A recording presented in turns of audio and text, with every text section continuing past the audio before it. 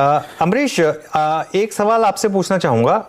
अभी जियो financial services को लेकर क्या व्यू बन रहा है? क्योंकि लिस्ट हुआ, T2T में है, टेक्निकल फैक्टर्स हैं, इंडेक्स फंड्स वालों को बेचना है, काफ़ी वॉल्यूम्स हो रहे हैं यहाँ पर।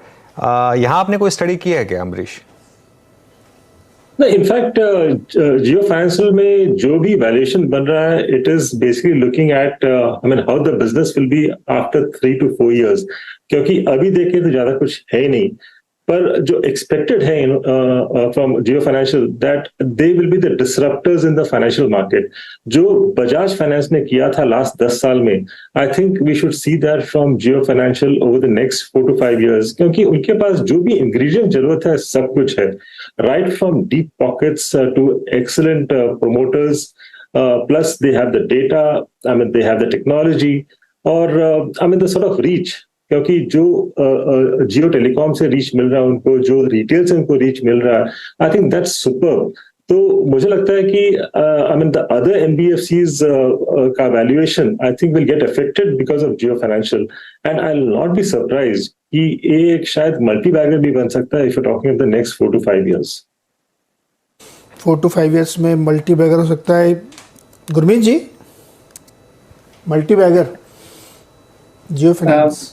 नीरज जी, मल्टी बैगर का पता नहीं, बट स्केल डेफिनेटली अचीव करेगा। और एक क्रेडिट साइकिल चाहिए होती है आपको ना टेस्ट होने के लिए, आपका कलेक्शंस, आपका क्रेडिट अंडरराइटिंग स्टैंडर्ड्स। मुझे लगता है एक जब टेस्ट होगा कोविड जैसा, क्योंकि इंटरेस्ट रेट साइकिल्स चेंज होती है, क्रेडिट साइकिल्स भी बदलती है, तो वहां एक थोड़ा टेस्ट होगा। बट जो टीम उन्होंने स्टिच करी है बहुत अच्छी है। दूसरा, जैसे मैंने बोला, जो सिनर्जी डेवलप होगी बिजनेसेस में, वो बहुत देखने लायक है। आप वो स्मार्टफोन की बात कर रहे हैं, जो 25 करोड़ यूजर्स अपग्रेड कर सकते हैं पोटेंशियली 1000 रुपए में। अब उसके स्पिल ओवर इफेक्ट दोनों पे है, फाइनेंशियल पेनिट्रेशन पे भी है, रिटेल सेल्स पे भी है, और जियो के अपने रेवेन्यू पे भी। तो वो जो सिनर्जी आएगी उसका भी इम्पैक्ट पड़ेगा जियो फाइनेंशियल पे पेनिट्रेशन में और रिटेल के सेल्स में। पूरा सेल्स फनल है कि जब आप किसी को स्मार्टफोन में मूव करते हैं तो आप सॉफ्टवेयर एप्लीकेशन पार्टनरशिप से भी पैसे कमाते हैं। जो भी आप स्मार्टफोन पे फीचर करेंगे, आप अपने इकोसिस्टम पे पैसा कमाएंगे, चाहे जियो सिनेमा है, सावन है, और भी जो जियो के अपने प्लेटफॉर्म्स है।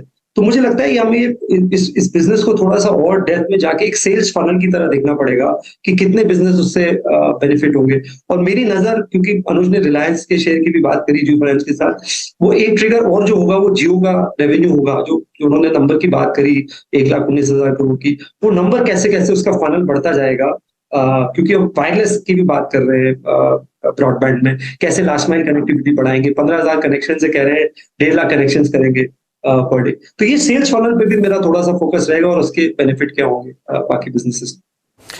बिल्कुल इंटरेस्टिंग है, और इस एजीएम में बहुत कुछ हम लोगों ने सुना, नई चीज़ें आई हैं और बहुत सारी चीज़ें आपकी स्क्रीन पे लिखी हुई हैं। अनुज, रिलायंस एग्जीक्यूशन के मामले में और वॉक द टॉक, कोई डाउट नहीं है। एब्सोल्युटली। तो इसलिए मैंने ये बड़ा लोडेड क्वेश्चन पूछा था कि 5 साल में वो कह रहे हैं कि हमको सब कुछ मेंटर कर देना है, तो नेक्स्ट 3 years में एक बहुत बड़ी पिक्चर आपको रिलायंस में प्ले होते हुए दिखेगी सारे बिजनेसेस में।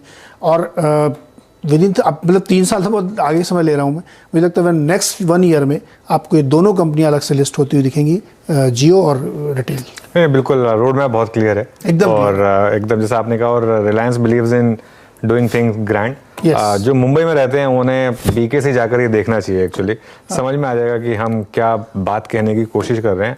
और मतलब एक सोच, कई लोगों की सोच जहाँ खत्म होती है वहाँ रिलायंस की सोच शुरू होती है। तो बिल्कुल आपकी बात से सहमत हूँ मैं नीरज जी। बस एक चीज़, स्टैंडर्ड डिस्क्लेमर, ये जो चैनल आप देख रहे हैं CNBC आवाज़, इसकी ओनरशिप और मैनेजमेंट कंट्रोल रिलायंस के पास है। तो इस डिस्क्लेमर के साथ शो को खत्म करते हैं।